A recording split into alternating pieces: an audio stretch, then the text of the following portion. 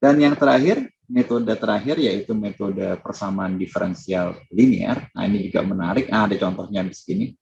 Ini mudah saja karena contohnya kita temui nanti ya di sini ya. Ini mudah saja, kalian nanti akan lihat.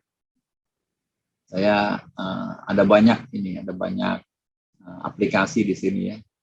Dari mulai di fisika, biologi, populasi, ekologi.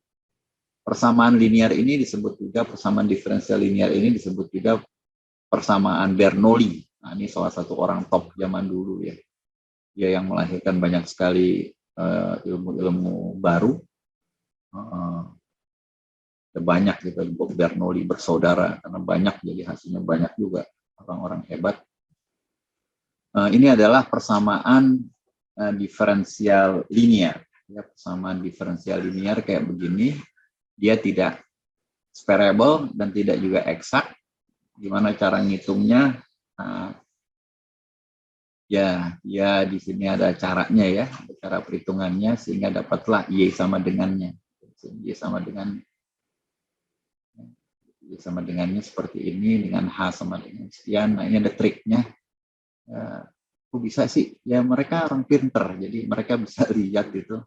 Persamaan diferensial ini diakalin. Pertama dengan apa diakalinnya? Pertama dia memilih sebuah faktor. Faktor itu adalah E pangkat integral dari benda yang ada di dalam sini. Nanti akan kita lihat benda itu apa. P itu yang ada di samping Y. Ya. Jadi persamaan diferensial ini dibikin mudah, yaitu Y aksen ditambah. Y aksen ditambah P ini dikalikan Y sama dengan sesuatu lain. Jadi syaratnya Y-nya harus Y aksen sendirian, tidak boleh ada X-nya, tidak boleh ada Y-nya dan sebagainya. Jadi harus kita bagi nanti ya. Oke, intinya kita bisa mengoprek sedikit, kita oprek ya. Kita oprek yaitu dengan mencari H ini ya, H sama dengan akar X, P-nya ada di sini. Kita integralkan terhadap X, yang kita taruh jadi F sama dengan E pangkat H. Jadi kita kalikan gitu, jadi keren sekali ya.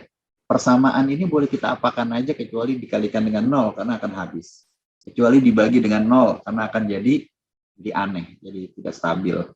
Jadi boleh kalian apakan saja kecuali dikalikan dengan 0 atau dibagi dengan 0. Jadi persamaan ini kita kalikan dengan F. Ya. Kiri kalikan dengan F, kanan kita kalikan dengan F. Kalau kiri kita kalikan dengan F, seperti yang baris pertama ini ya, saya tuliskan lagi. F dikalikan Y aksen ditambah F dikalikan P dikalikan Y sama dengan F dikalikan R. Jadi cukup unik tadi F-nya ini tidak boleh F yang sembarangan. Jadi tidak boleh F-nya itu X misalnya atau X kuadrat ya. Pokoknya F-nya itu harus kita jamin sesuai dengan kotak ini ya. Oke. Kita lihat dulu di sini. Setelah F-nya kita kalikan, ya kita taruh di sini F yang tadi kita setting yaitu E pangkat H. Jadi kita masukkan. Jadi E pangkat H dikalikan dengan Y aksen ditambah E pangkat H dikalikan P kali Y ditambah sama dengan F kali E pangkat H kali R. Nah, kenapa dia menjadi mudah? Karena dia ini berpasangan ini ternyata. Dia ini berpasangan. Ya, kenapa berpasangan? Ternyata yang ini ya kita tahu lah ya, kita tahu lah. Nanti E pangkat H itu kalau diturunkan ya E pangkat H kali H. Ya, jadi ini itu berpasangan dan dia berdua bisa kita tulis menjadi E pangkat H kali Y ya, dalam kurung aksen. Nah, ini mengingatkan kalian nanti product rule. Kalau kalian turunkan yang ini, ya turunan dari ini apa? Turunan dari ini ya E pangkat H turunan dikalikan Y. Ya, itu Pak, nanti saya cari aja lah. Ini itu sama dengan ini. Jadi saya turunkan dulu tadi terhadap yang pertama, ditambah E pangkat H, turunan yang satunya lagi. Ini namanya apa? Aturan perkalian. Product rule dari sebuah diferensiasi. Jadi digabung ini yang ini. Ini kan sama yang depan nih. Yang belakang kok masih beda, Pak? Iya, karena E pangkat H, kalau diaksenkan, yang ini nih kalau kita aksenkan, ada P-nya nanti. Jadi P dikalikan E pangkat H. Silakan bisa dicek. Nah, jadi ini jadi mudah. Ya, kenapa jadi mudah? Ya karena kita bisa menggabungkan yang double ini jadi satu, yang saya kotaki biru. Ini sama dengan E pangkat H kalikan dengan R. Artinya kita akan integralkan, ini jadi hilang aksennya. Kita integralkan. Nah, ini kita integralkan juga di sebelah kanan, integral kiri, integral kanan. Bisa integralkan jadi begini. E pangkat HR integral ditambah C. Supaya jadi Y sama dengan yang ini akan kita bagi dengan E pangkat H, jadi hilang, jadi Y-nya sendirian. Yang kanan jadi E pangkat minus H. Jadi hasilnya seperti ini dan itu bisa kita cek nanti ya di slide ini. Slide ini terlihat tidak begitu berbahaya sebetulnya karena kita lihat ini rangkaian yang indah sekali, rangkaian mudah. Kalian punya baterai ya, kalian punya DC di sini baterai ya DC. Dan nanti akan kita switch on ya. Ini ada saklarnya sebetulnya di sini. Kita switch on gitu. Dan di sini ada R, di sini ada apa namanya induktor ya, ini yang disebut dengan transient.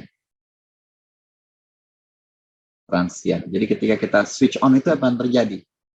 Kalau kalian amati ketika tak terhingga, Pak, saya amati ketika saya switch on kemudian saya tidak melihat dia, saya akan lihat beberapa detik kemudian, saya akan lihat 3 detik kemudian katakanlah. Pada saat 3 detik kemudian, ini transient. Pada saat 3 detik kemudian, ini kondisinya steady state. Jadi ketika T besar, ya biasanya nggak terlalu besar, dia cepat transient itu. Nah ketika steady state, tolong kalian ingat, ketika steady state, saya tulis di sini pakai warna, ya harusnya pakai warna merah, tapi nggak kelihatan nanti. Ketika steady state, L itu adalah sebuah rangkaian short. Ya, jadi pada kondisi steady state, pada rangkaian DC, ya, mudah-mudahan sebentar lagi ini ada 7 menit lagi. Pada rangkaian DC, pada kondisi steady state, jadi setelah berlalu semua transient, L itu short. L ini hanya sekedar kawat yang kita putar-putar aja. Memang di sini akan terbangkitkan medan magnet yang besar, tetapi bagi sebuah rangkaian, tegangan di sini, tegangan pada saat steady state itu VL-nya 0. Kalau VL 0, berarti pada sebuah rangkaian seperti ini cuma ada R satu-satunya di sini. Ya, jadi kalian akan mendapati arusnya itu pada saat steady state, di sini T mendekati tak hingga, itu simple sama dengan DC, VDC dibagi R. Ya, sorry, ini agak. Jadi 48 volt dibagi dengan 11 ohm.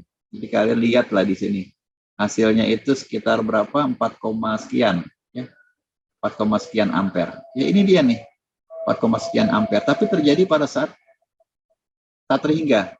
Ini tidak perlu tak terhingga pun dari dekati. Jadi ada asymptote kita bilangnya, ya, ada limit. Oke, nah yang menarik adalah apa yang terjadi di sini. Gitu. Nah itulah yang disebut dengan persamaan diferensial. Oke, singkat saja saya akan kerjakan di sini. Ada physical law-nya. Jadi tolong kalian nanti pelajari dari fisika, dari rangkaian listrik. Jadi tetap semua itu harus based on hukum fisika. Hukum fisika pertama, hukum Ohm, ya, hukum Ohm. Jadi V sama dengan R kali I. Yang kedua, hukum Faraday.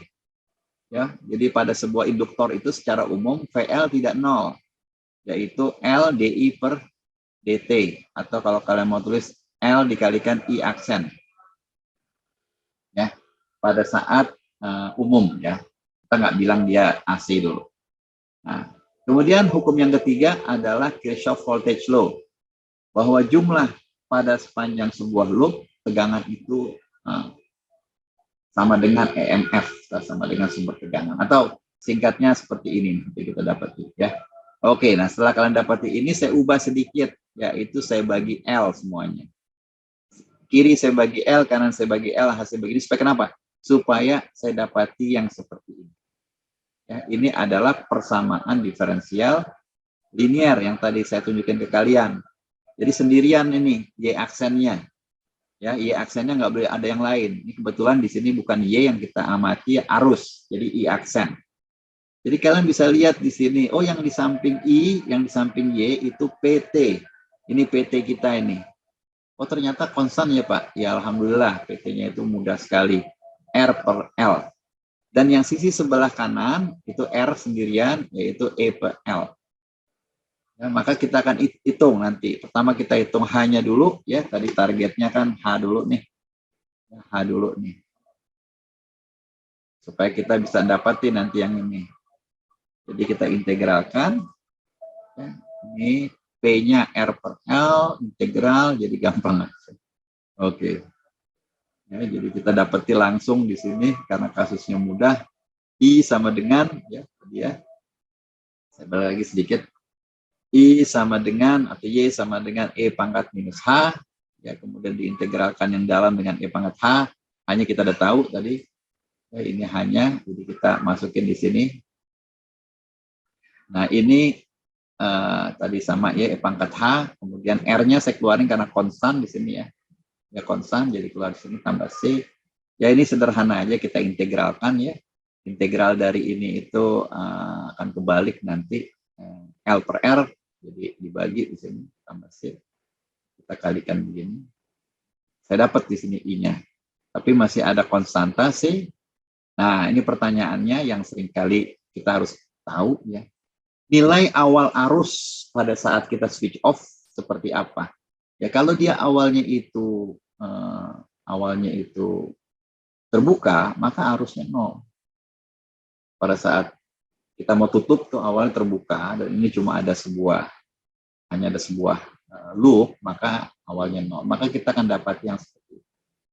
Ya, kita masukin aja I-nya 0, 0 sama dengan E pangkat R, E bagi R ditambah C dikalikan E pangkat 0, ini 1, maka C sama dengan minus E per R. Dan terakhir saya dapati rumus seperti ini. Nah ini yang menariknya. Kalian bisa lihat dengan mudah sekali, kalian bisa lihat dengan sangat sederhana sekali, jika pada saat T sama dengan 0, kalau kalian masukin 0 di sini, maka ini E pangkat 0 itu 1 kurang 1, 0. Ya. Maka kita 0 di sini. Pada saat T mendekati tak hingga atau besar sekali, maka yang belakang ini 0. Ya, karena E pangkat minus sesuatu yang tak hingga itu mendekati 0 atau sama dengan 0. Maka yang belakang ini menjadi 0, maka kalian mendapati E per R. Tadi yang saya hitung di sini. Jadi ketika tak hingga itu dia ada di sini. Ya, agak di sana lah boleh silakan. Nah sekarang apa di antara keduanya? Rumus ini. Rumus ini tuh gambarnya begini. Tahu dari mana? Ya harusnya di matematika 1 dipelajari. Matematika 1 dipelajari fungsi ln, fungsi E pangkat ya. Jadi gambarnya begini. Inilah proses transient. Ya, ada juga proses pengisian ya. Contoh lain kalau kalian gunakan di sini sebuah kapasitor, ada pengisian, ada pengosongan ya dan lain sebagainya. Jadi itu yang ingin saya sampaikan hari ini. Kalian telah saya tunjukkan basic dari persamaan diferensial. Ada 3 tadi. Pertama yang separable, kemudian yang eksak, kemudian yang ketiga persamaan diferensial linear. Nah, itu bisa pelan-pelan nanti kalian latih. Nah ini saya ada buat latihan ya. Buat latihan, nah cuma ada 5 soal, ya 5 soal. Jadi biasanya saya kasih 10 soal. Ya, 10 soal itu untuk NIM 0, belakangnya 0 sampai 9. Nah, ini kebetulan ada 5 soal. Jadi yang soal nomor 1 ini untuk NIM berakhir 0 dan berakhir 1, ini 2, 3, 4, 5, 6, 7, 8, 9. Ya. Nah, buat latihan. Jadi kalian pertama dicek dulu, ini separable ini, oh caranya begini. Oh ini eksak ini, oh caranya begini. Oh, ini eksak yang perlu integrating factor, caranya begini. Mudah-mudahan enggak ada.